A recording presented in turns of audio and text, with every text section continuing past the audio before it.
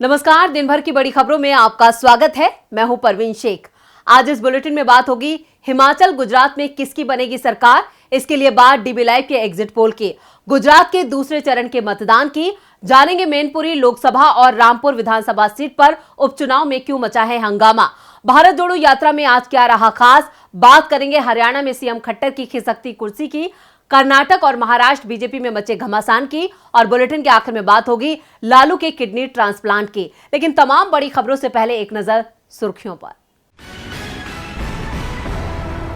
धर्मांतरण को लेकर सुप्रीम कोर्ट की सख्त टिप्पणी। कोर्ट ने कहा, गरीब की मदद करने का मकसद उसका धर्म परिवर्तन करवाना नहीं होना चाहिए। महाराष्ट्र में बन रहे हैं नए समीकरण। पूर्व मुख्यमंत्री उद्धव ठाकरे ने वंचित बहुजन अघाड़ी प्रमुख प्रकाश अंबेडकर से की मुलाकात, बीएमसी चुनावों को लेकर हुई चर्चा। पीएम मोदी की अध्यक्षता में हुई सर्वदलीय बैठक, G20 की तैयारियों को लेकर हुई चर्चा। हफ्ते के पहले दिन शेयर बाजार में गिरावट दर्ज, सेंसेक्स 34 अंकों की गिरावट के साथ 62,835 अंक पर हुआ बंद। निफ्टी 5 अंक की बढ़त के साथ 18,701 पर हुआ बंद। तो ये थी सुर्खियां और अब बात आज की सबसे बड़ी खबर की। हिमाचल और गुजरात में मतदान संपन्न हो चुका है। अब दोनों राज्यों में किसकी बनेगी सरकार, इसको लेकर लोगों की उत्सुकता बढ़ती जा रही है। हर कोई ये जानना चाहता है क्या इस बार कांग्रेस ने बाजी मारी है या फिर बीजेपी का कमल खिलेगा। ये जानने के लिए देखते हैं डीबी लाइव के सटीक अनुमानों पर बनी ये खास रिपोर्ट। गुजरात में दूसरे चरण की 93 सीटों पर वोटिंग के बाद अब सबकी नजरें 8 दिसंबर को होने वाली मतगणना पर लगी है। गुजरात की सभी 182 और हिमाचल की 68 सीटों पर 8 दिसंबर को सुबह 8 बजे से वोटों की गिनती शुरू होगी। लेकिन उससे पहले हम आपको बताते हैं कि क्या हो सकते हैं चुनाव परिणाम। सबसे पहले बात करते हैं हिमाचल प्रदेश की। हिमाचल प्रदेश में 68 सीटें हैं, जिसमें से शिमला रीजन में 19, मंडी रीजन में 24 और कांगड़ा रीजन में 25 सीटें हैं। 2017 के विधानसभा चुनाव में बीजेपी को 44 सीटों पर जीत मिली थी, जबकि कांग्रेस को 21 और अन्य को 3 सीटें मिली थी। लेकिन इस बारे में हमारे एग्जिट पोल में शिमला रीजन में बीजेपी को 2 से 6 सीटें मिल रही हैं, जबकि कांग्रेस को 11 से 15, आम आदमी पार्टी को 0 और अन्य के खाते में 1 से 3 सीटें जा सकती हैं। जबकि मंडी रीजन की 24 सीटों में से बीजेपी को 5 से 9, कांग्रेस को 13 से 17 और आम आदमी पार्टी को 0 और अन्य के खाते में 1 से 3 सीटें जा सकती हैं। और कांगड़ा की 25 सीटों में से बीजेपी को 7 से 11, कांग्रेस को 14 से 18, आम आदमी पार्टी को 0 और अन्य के खाते में भी 0 है। सीट मिलती दिख रही है। वोट शेयर की बात करें तो बीजेपी को 39, कांग्रेस को 47, आप को 4 और अन्य को 10% वोट मिल सकता है। जबकि सीटों के मामले में बीजेपी को 14 से 26, कांग्रेस को 38 से 50, आप को 0 और अन्य को 2 से 6 सीट मिल सकती हैं। बात गुजरात की करें तो गुजरात की 182 सीटों में से सौराष्ट्र की 54, दक्षिण गुजरात की 35, उत्तर गुजरात की 32 और मध्य गुजरात की 61 सीटों में से किसके खाते में जा रही हैं कितनी सीटें। रीजन वाइज अगर बात की जाए तो सौराष्ट्र और कच्छ की 54 सीटों में से बीजेपी को 28 से 32, कांग्रेस को 18 से 22, आप को 2 से 3 और अन्य को 2 सीटें मिल सकती हैं। दक्षिण गुजरात की 35 सीटों में से बीजेपी को 19 से 23, कांग्रेस को 9 से 13, आप को 1 से 3 और अन्य के खाते में 2 सीटें जा सकती हैं। जबकि उत्तर गुजरात की 32 सीटों में बीजेपी को 14 से 18, कांग्रेस को 12 से 16, आप को 2 से 0 और अन्य को भी 2 सीटें मिल सकती हैं। जबकि मध्य गुजरात में 61 सीटें हैं और इन 61 सीटों में से बीजेपी को 34 से 38, कांग्रेस को 19 से 23 और आम आदमी पार्टी को 2 से 4 और अन्य के खाते में 2 सीटें जा सकती हैं। वोट शेयर की बात करें तो बीजेपी को 45%, कांग्रेस को 38%, आप को 11% और अन्य के हिस्से में 6% वोट जाता दिख रहा है। जबकि सीटों के मामले में बीजेपी को 95 में से 111, कांग्रेस को 58 से 74, आपको 5 से 13 और अन्य को 8 सीटें मिल सकती हैं। यानी गुजरात में 27 साल का बीजेपी का राज और हिमाचल प्रदेश में रिवाज बरकरार रहेगा। एक राज्य में बीजेपी और एक में कांग्रेस की सरकार बनती दिख रही है, लेकिन ये सिर्फ अनुमान है। सही तस्वीर क्या होगी ये 8 दिसंबर को साफ होगा। डीबी लाइव के एग्जिट पोल में साफ है कि मामला बराबरी का रहा है। गुजरात में फिर से बीजेपी का कमल खिला है तो हिमाचल में कांग्रेस की सरकार बनी है। ये तो नतीजों से पहले के अनुमान है। नतीजे तो 8 दिसंबर को आएंगे, जिसके लिए अभी और इंतजार करना होगा। तो आज गुजरात में दूसरे चरण के लिए कितना फीसदी हुआ मतदान, देखते हैं ये रिपोर्ट। गुजरात की 93 सीटों की वोटिंग का काम पूरा होने के साथ ही 182 सीटों की वोटिंग पूरी हो गई है। पहले चरण की 89 सीटों पर 63.31% वोटिंग हुई थी। आज मध्य गुजरात की 61 और उत्तर गुजरात की 32 सीटों पर वोटिंग हुई। प्रधानमंत्री नरेंद्र मोदी ने भी अहमदाबाद में अपना वोट डाला।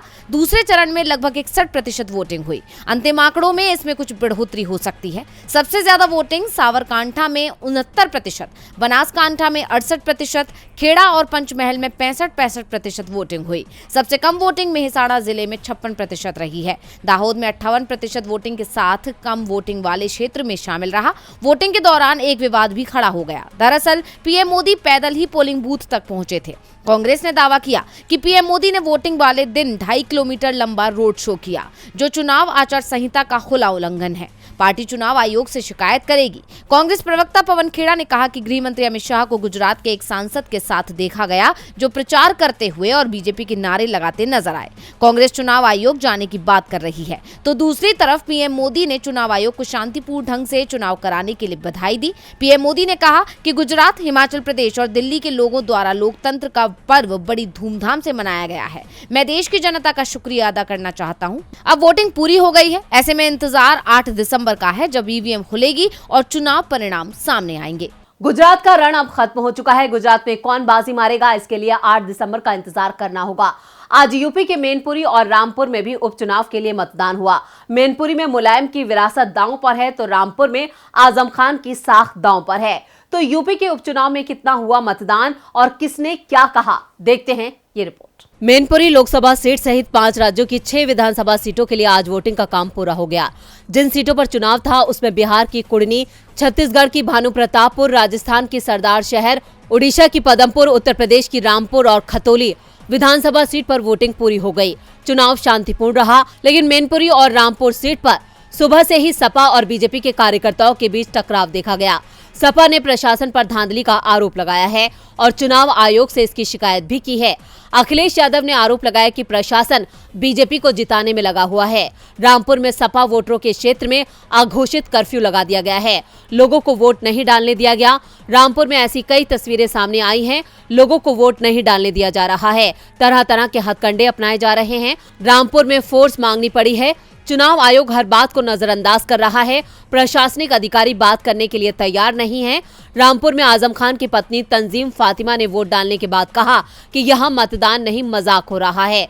सबसे कम वोट भी रामपुर विधानसभा सीट पर पड़े हैं।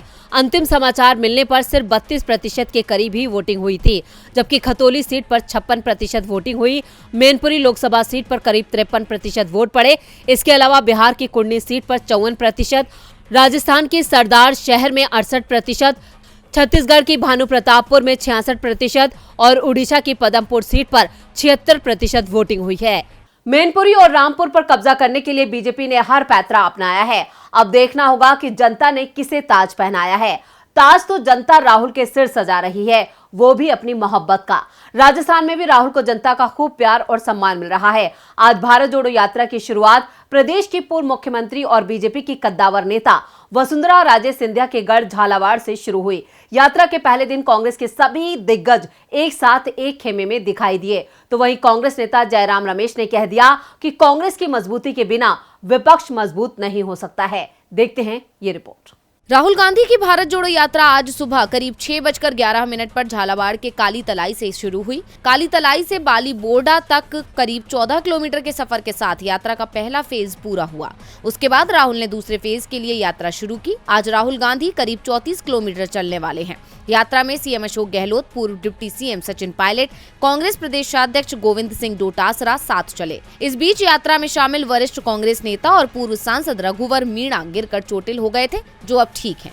आज की यात्रा के दौरान कांग्रेस नेता जयराम रमेश ने कहा कि मोदी की नीयत और नीति के कारण भारत टूटने का खतरा बढ़ रहा है। साथ ही उन्होंने कहा कि कांग्रेस की मजबूती के बिना विपक्ष मजबूत नहीं हो सकता। यात्रा के मकसद में विश्वास रखता है, उनका स्वागत है, पर मैं स्पष्ट कर दूं, यात्रा विपक्ष एकता के लिए नहीं निकाला गया है।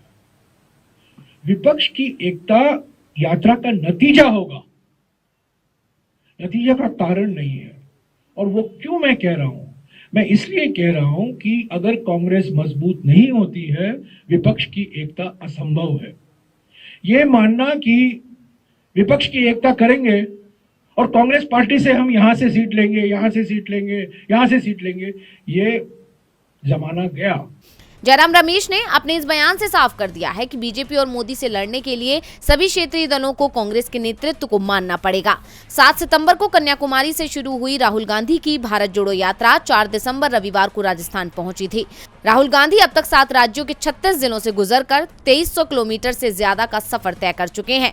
भारत जोड़ो यात्रा का आज 89वां दिन है। राहुल की यात्रा राजस्थान की जिन 18 विधानसभा सीटों से गुजरेगी, उनमें से 12 पर कांग्रेस का कब्जा है, जबकि 6 सीटों पर बीजेपी काबिज है। यात्रा में कांग्रेस के सभी खेमे एक साथ दिख रहे हैं। गहलोत पायलट दोनों के समर्थकों ने यात्रा में हिस्सा लिया, जो कांग्रेस की मजबूती को दिखाता है। तो वहीं गहलोत और पायलट की एकजुटता बीजेपी के लिए आने वाले विधानसभा चुनावों में बड़ी चुनौती पेश कर सकती है। राहुल की यात्रा तेजी के साथ कांग्रेस की जमीन को मजबूत कर रही है, तो हरियाणा में बीजेपी के सीएम मनोहर लाल खट्टर की जमीन खिसकती नजर आ रही है।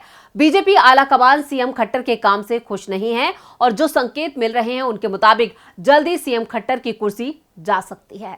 पिछले 8 साल में बीजेपी ने अपनी ही सरकार में आधा दर्जन से अधिक बार मुख्यमंत्री बदल दिए और अब उसकी नजर हरियाणा पर है और इस बात की अटकलें तेज हो गई हैं कि जल्द ही सीएम मनोहर लाल खट्टर की कुर्सी जा सकती है।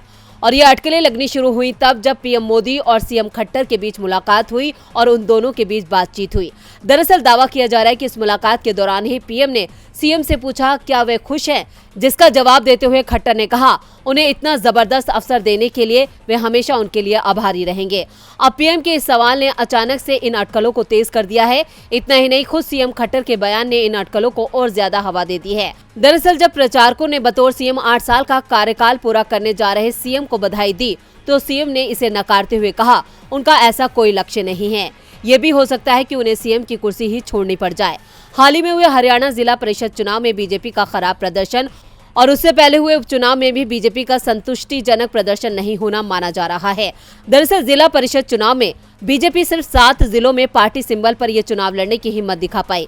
बीजेपी को पार्टी सिंबल पर सिर्फ 22 सीटों पर जीत मिली, जिसके बाद से केंद्रीय नेतृत्व को आभास हो गया है कि हरियाणा में सब कुछ ठीक नहीं है।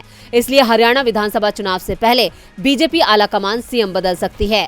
गौरतलब है कि साल 2024 में लोकसभा के चुनाव होने हैं और उसके लगभग 6 महीने बाद हरियाणा में विधानसभा चुनाव हैं, लेकिन राज्य में अभी से हलचल मच गई है। हरियाणा में जल्द भारत जोड़ो यात्रा भी दस्तक देने वाली है, जो सीएम खट्टर की मुश्किलों में और इजाफा करेगी। बीजेपी की मुश्किलों में इजाफा तो कर्नाटक सीमा विवाद भी कर रहा है।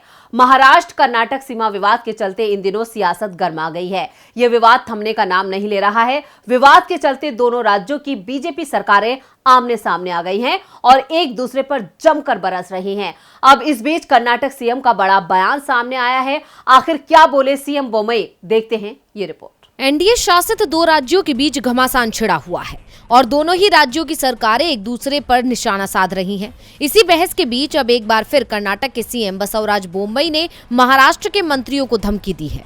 उन्होंने महाराष्ट्र सरकार को चेतावनी देते हुए कहा है कि अगर उनके मंत्रियों ने कर्नाटक के बेलगावी में प्रवेश की कोशिश की तो उन पर कानूनी कार्रवाई की जाएगी। मीडिया से बात करते हुए बोम्मई ने कहा कि वो इस मामले में महाराष्ट्र के सीएम एकनाथ शिंदे से बात करेंगे और अपने मंत्रियों को बेलगावी नहीं भेजने के लिए कहेंगे।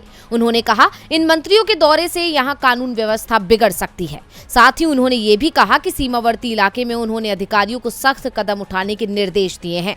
कर्नाटक के सीएम का ये बयान तब आया है जब महाराष्ट्र के मंत्री चंद्रकांत पाटिल और शंभू राज देसाई का कल यानी 6 दिसंबर को कर्नाटक में बेलगावी दौरा होने वाला है। इस दौरान वो महाराष्ट्र एकीकरण समिति के कार्यकर्ताओं से मिलेंगे और सीमा विवाद पर उनके साथ बातचीत करेंगे। पहले दोनों मंत्री 3 दिसंबर को बेलगावी जाने वाले थे। इससे पहले भी कर्नाटक के मुख्यमंत्री बसवराज बोम्मई ने महाराष्ट्र के मंत्रियों के बेलगावी दौरे पर ऐतराज जताया था। उन्होंने सीमा पर दोनों राज्यों के बीच मौजूदा स्थिति के मद्देनजर बेलगावी का दौरा नहीं करने को कहा है। बोम्मई ने कहा कि इस दौरे से सीमा विवाद और बढ़ सकता है। बता दें कि दोनों राज्यों के बीच लंबे समय से सीमा विवाद चल रहा है और पिछले दिनों महाराष्ट्र के डिप्टी सीएम देवेंद्र फडणवीस और कर्नाटक के सीएम बसवराज बोम्मई के बीच भी जुबानी जंग देखने को मिली थी। और अब एक बार फिर बोम्मई ने बड़ा बयान देकर सियासत को गरमा दिया है। ऐसे में अब देखना होगा कि महाराष्ट्र सरकार की इस पर क्या प्रतिक्रिया आती है। और बुलेटिन के आखिर में बात होगी लालू की किडनी ट्रांसप्लांट की। सिंगापुर के अस्पताल में आज आरजेडी सुप्रीमो लालू प्रसाद यादव का किडनी ट्रांसप्लांट सफल रहा। 1 घंटे तक ये ऑपरेशन चला। लालू को उनकी बेटी रोहिणी ने किडनी डोनेट की है। लालू से पहले रोहिणी का ऑपरेशन किया गया। लालू के ऑपरेशन के बाद सोशल मीडिया पर लोगों की प्रतिक्रिया की बाढ़ सी आ गई, लेकिन सबसे ज्यादा चर्चा लालू की बेटी रोहिणी की हो रही है। देखते हैं ये report. RJD supremo Lalu Prasad Yadav लंबे वक्त से बीमार चल रहे हैं और आज उनका किडनी ट्रांसप्लांट हुआ है। आरजेडी सुप्रीमो को किडनी डोनेट करने वाला और कोई नहीं बल्कि उनकी छोटी बेटी रोहिणी आचार्य हैं। रोहिणी ने ऑपरेशन से पहले अपने पिता को भगवान बताते हुए बचपन की तस्वीर को शेयर किया था। रोहिणी ने इस तस्वीर को शेयर करते हुए लिखा, माता पिता मेरे लिए भगवान है, मैं उनके लिए कुछ भी कर सकती हूँ। आप सबों की शुभकामनाओं ने मुझे और मजबूत बनाया है। मैं आप सबके प्रति दिल से आभार प्रकट करती हूँ। आप सबका विशेष प्यार और सम्मान मिल रहा है। मैं भावुक हो गई हूँ। आप सबको दिल से आभार करना चाहती हूँ। रोहिणी के इस ट्वीट पर सैकड़ों की तादाद में लोगों ने उन्हें शुभकामनाएं दी और गर्व जताया।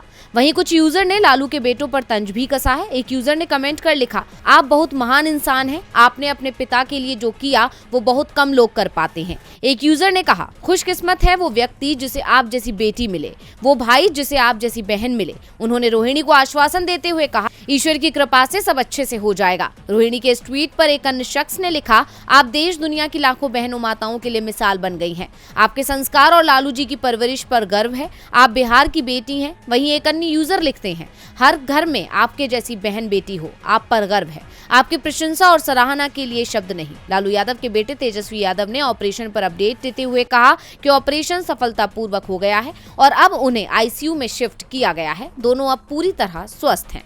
तो इस बुलेटिन में बस इतना ही। देखते रहिए डीबी लाइव। नमस्कार।